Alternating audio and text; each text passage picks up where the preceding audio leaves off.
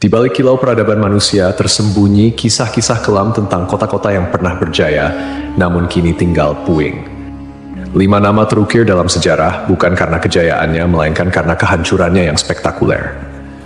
Kota-kota ini, yang konon dikutuk oleh Sang Pencipta, menjadi pengingat abadi akan batas antara kehendak manusia dan murka ilahi. Dari debu dan abu, kisah mereka berbisik, memperingatkan generasi mendatang tentang harga yang harus dibayar atas pembangkangan dan dosa. Mari kita telusuri jejak kota terkutuk ini, yang nasibnya telah diputuskan oleh tangan Tuhan sendiri. 1. Pompei. Pompei adalah sebuah kota kuno yang terletak di wilayah Campania, Italia. Kota ini memiliki sejarah panjang yang dimulai jauh sebelum kehancurannya secara tragis pada tahun 79 Masehi. Pompei telah berdiri sejak abad ke-7 sebelum Masehi oleh suku Ossi. Awalnya, Pompei merupakan sebuah pemukiman kecil yang kemudian berkembang menjadi kota pelabuhan penting di wilayah Napoli. Pompei pun berkembang menjadi kota yang besar pada masanya. Kota ini juga dikenal yang jauh lebih subur daripada tempat lain, karena Pompei terletak di kaki Gunung Vesuvius, sebuah gunung berapi purba yang merupakan satu-satunya gunung berapi aktif di Eropa. Para petani di kota ini banyak yang menanam anggur dan zaitun. Kesuburan tanah ini merupakan salah satu faktor utama yang mendorong pertumbuhan dan kemakmuran Pompei selama berabad-abad. Meskipun Gunung Vesuvius telah lama menjadi bagian dari lanskap kota Pompei, penduduk kota tampaknya tidak menyadari bahaya yang kelak akan ditimbulkannya. Gunung Vesuvius diketahui telah tidak aktif selama berabad-abad, dan pengetahuan vulkanologi pada masa itu masih sangat terbatas. Kota Pompei merupakan bagian dari wilayah kekuasaan Romawi kuno. Banyak dari masyarakatnya merupakan keturunan Romawi, dan di seluruh wilayah Kekaisaran Romawi kuno, praktik prostitusi memang dilegalkan. Namun Pompei menawarkan sesuatu yang lebih. Diperkirakan ada 35 rumah bordil yang tersebar di kota ini. Di Pompei ada beberapa lupanar, dengan yang paling terkenal disebut Lupanar Grande, yang merupakan satu-satunya rumah bordil besar yang ditemukan di sana. Kata lupanare sendiri berasal dari kata Latin lupa, yang berarti serigala betina, istilah yang juga digunakan untuk para pelacur pada zaman itu. Di dalam Lupanar Grande, ditemukan kamar-kamar kecil dengan lukisan erotis di dinding, yang kemungkinan besar digunakan sebagai semacam menu untuk layanan yang ditawarkan di sana. Rumah bordil ini memiliki 2 lantai. Lantai pertama diperuntukkan bagi kelas bawah, sedangkan lantai kedua digunakan oleh pelanggan kelas atas. Jumlah yang tergolong banyak mengingat Pompei hanya seluas 12 km² dengan populasi sekitar 11.000 orang. Untuk menuju rumah bordil, jalanan di Pompei diberi petunjuk arah berupa pahatan falus alat kelamin laki-laki, sebuah tanda untuk membantu orang asing yang mungkin mabuk berat atau tidak bisa berbicara bahasa lokal. Praktik prostitusi biasanya dilakukan oleh para budak yang memasang tarif sangat murah. Bahkan tarif di Pompei jauh lebih murah daripada di wilayah Kekaisaran Romawi lainnya. Dengan membayar setara harga seperempat gelas anggur, setiap laki-laki yang datang ke Pompei sudah bisa memesan pelacur. Pada salah satu dinding aula, ditemukan tulisan yang artinya, "Jika Anda mencari pelukan manis di kota ini, semua gadis di sini tersedia." Hubungan seksual yang diwajarkan tidak hanya terjadi antara laki-laki dan perempuan saja. Penemuan grafiti menunjukkan bahwa homoseksual dan pemerkosaan anak juga menjadi hal yang biasa di Pompei. Temuan inilah yang membuat Pompei dijuluki sebagai kota maksiat, terlepas dari arsitekturnya yang megah dan keberagaman karya seninya. Akhirnya, setelah kegiatan maksiat di kota ini semakin parah dan menjadi pemandangan yang lumrah, pada tanggal 24 Agustus 79 Masehi, sekitar tengah hari, terjadilah letusan mahadahsyat dari Gunung Vesuvius. Gunung ini mengeluarkan kolom erupsi yang luas dan tinggi hingga mencapai ketinggian 33 km. Abu vulkanik dan batu apung mulai berjatuhan di Pompei dan di daerah sekitarnya. Tebalnya erupsi menyebabkan kegelapan di siang hari dan membuat orang-orang kesulitan untuk bernapas, sehingga penduduk Pompei banyak yang tidak sanggup melarikan diri. Kemudian pada malam hari, letusan mencapai puncaknya. Serangkaian awan panas yang mematikan mulai menyapu kota dengan kecepatan tinggi dan membunuh siapapun di kota tersebut. Meskipun sulit untuk memastikan jumlah korban jiwa yang tepat, diperkirakan ada sekitar 2.000 orang yang tewas di kota Pompei, meskipun banyak juga yang berhasil melarikan diri pada tahap awal erupsi. Namun, mereka yang tertinggal atau terlambat melarikan diri menghadapi nasib yang sangat mengerikan. Kota maksiat ini hancur lebur bersama 500 tahun. Setelah sekian lama, Pompei ditemukan kembali pada abad ke-14 dan penggalian yang dilakukan mengungkapkan banyak artefak serta mumi-mumi yang terkubur di bawah abu vulkanik. Pompei kini menjadi simbol peringatan akan bahaya dari keangkuhan dan dosa manusia.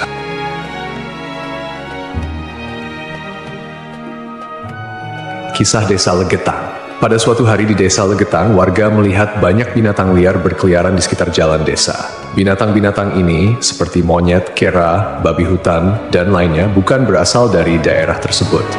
Setelah diselidiki, ternyata hewan-hewan ini berasal dari Gunung Pengamun-Amun, yang berada agak jauh dari Desa Legetang. Kejadian ini membuat warga khawatir dan mereka bermusyawarah untuk menyikapinya. Mereka menyimpulkan bahwa turunnya hewan-hewan dari gunung adalah pertanda akan terjadinya musibah besar. Kepercayaan lokal yang menyatakan bahwa hewan bisa merasakan bencana sebelum terjadi mendorong warga Desa Legetang untuk bertindak cepat.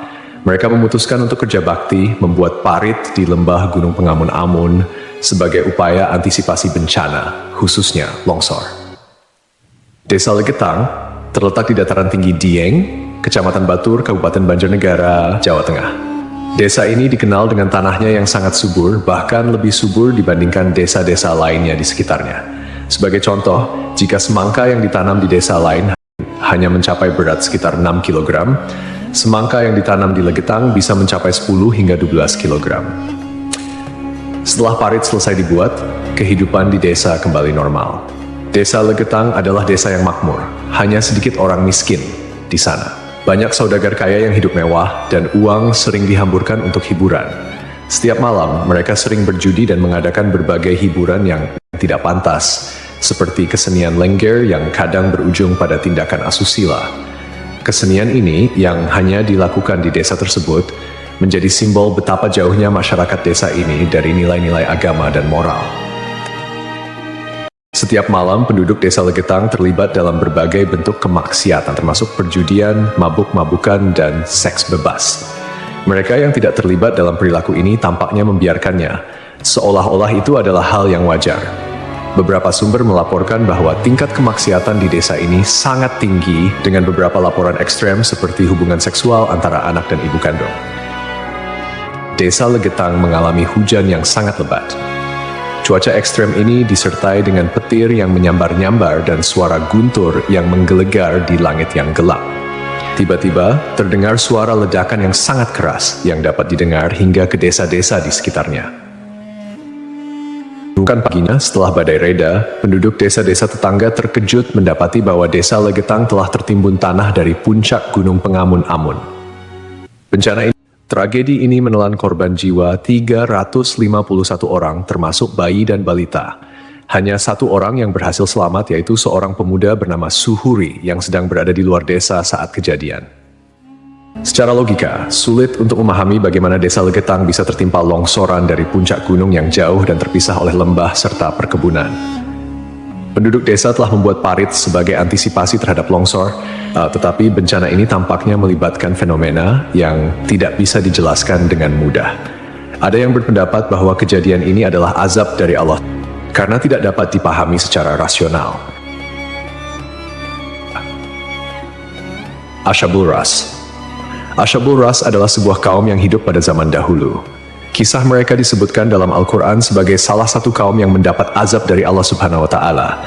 Nama Ashabul Ras secara harfiah berarti penghuni sumur atau pemilik sumur. Mereka tinggal di sebuah wilayah yang kini diperkirakan berada di antara Yamamah dan Hadramaut di Jazirah Arab. Kehidupan Ashabul Ras sangat bergantung pada sebuah sumur besar yang menjadi sumber air utama. Tidak hanya menjadi pusat kehidupan, tetapi juga menjadi simbol kemakmuran dan identitas kaum tersebut. Mereka membangun peradaban yang cukup maju di sekitar sumur ini dengan pertanian dan peternakan sebagai mata pencaharian utama. Namun, meskipun telah diberi nikmat berupa sumber air yang melimpah, Ashabul Ras justru menyalahgunakan anugerah tersebut. Mereka mengembangkan sistem kepercayaan yang menyimpang dan menyembah pohon cemara besar yang tumbuh di dekat sumur mereka. Pohon ini dianggap suci dan dijadikan objek penyembahan, menggantikan Allah Subhanahu wa Ta'ala sebagai Tuhan yang seharusnya disembah. Kemusyrikan Asyabul Ras tidak berhenti pada penyembahan pohon saja. Mereka juga mengembangkan praktik-praktik yang bertentangan dengan ajaran Tauhid, seperti membuat patung-patung yang merepresentasikan dewa-dewa mereka, kemudian melakukan ritual dan persembahan kepada pohon cemara, serta menolak ajaran-ajaran monoteisme yang dibawa oleh para nabi dan rasul. Allah Subhanahu wa Ta'ala dalam rahmatnya yang tak terbatas tidak langsung menghukum Asyabul Ras. Sebaliknya, Allah Subhanahu wa Ta'ala mengutus seorang nabi kepada mereka untuk membimbing dan mengingatkan mereka akan jalan yang benar. Nabi yang diutus ini, menurut beberapa riwayat, adalah Nabi Syuaib, meskipun ada juga yang berpendapat bahwa ia adalah nabi yang lain yang namanya tidak disebutkan dalam Al-Quran. Nabi yang diutus kepada Asyabul Ras berusaha dengan gigih untuk mengajak kaumnya kembali ke jalan yang lurus. Ia menyampaikan risalah Tauhid, mengajak mereka untuk hanya menyembah Allah Subhanahu wa Ta'ala dan meninggalkan penyembahan terhadap pohon dan berhala. Nabi ini mengingatkan mereka akan nikmat-nikmat Allah Subhanahu wa Ta'ala yang telah diberikan, termasuk sumur yang menjadi berkah dalam kehidupan mereka. Namun, meski telah diingatkan, mereka tetap keras kepala dalam kekufuran dan kemusyrikan, bahkan mulai mengancam dan memusuhi Nabi yang diutus kepada mereka. Penolakan ini berlangsung dalam waktu yang cukup lama, menunjukkan kesabaran Allah Subhanahu wa Ta'ala dalam memberi kesempatan kepada hamba-hambanya untuk bertaubat. Setelah bertahun-tahun menolak ajakan Nabi mereka dan tetap teguh dalam kekufuran, akhirnya azab Allah Subhanahu wa Ta'ala turun kepada kaum Asyabul Ras. Azab ini datang sebagai konsekuensi dari penolakan mereka yang terus-menerus terhadap ajaran Tauhid dan ketekunan mereka dalam menyembah selain Allah Subhanahu wa Ta'ala. Menurut beberapa riwayat, azab yang menimpa Asyabul Ras terjadi dalam beberapa tahap. Pertama, terjadi kekeringan dan paceklik. Allah Subhanahu wa Ta'ala mulai mengurangi curahan rahmatnya dengan menahan air hujan. Akhirnya, terjadi kekeringan berkepanjangan. Tanaman-tanaman mereka mengering dan ternak mereka mulai mati kelaparan. Ini merupakan peringatan awal bagi Asyabul Ras, namun mereka tetap tidak mengindahkannya. Kemudian terjadi pencemaran sumur. Sumur yang menjadi sumber kehidupan mereka tiba-tiba tercemar. Airnya berubah warna, berbau busuk, dan tidak layak dikonsumsi. Hal ini menyebabkan krisis air yang parah di kalangan Asyabul Ras. Lalu datanglah gempa bumi. Sebuah gempa dahsyat mengguncang wilayah tempat tinggal Asyabul Ras. Gempa ini menghancurkan bangunan-bangunan dan infrastruktur yang telah mereka bangun selama bertahun-tahun. Akhirnya, mereka pun binasa, meninggalkan kisah yang menjadi peringatan bagi generasi-generasi setelahnya tentang konsekuensi dari menolak petunjuk ilahi dan hidup dalam kemusyrikan.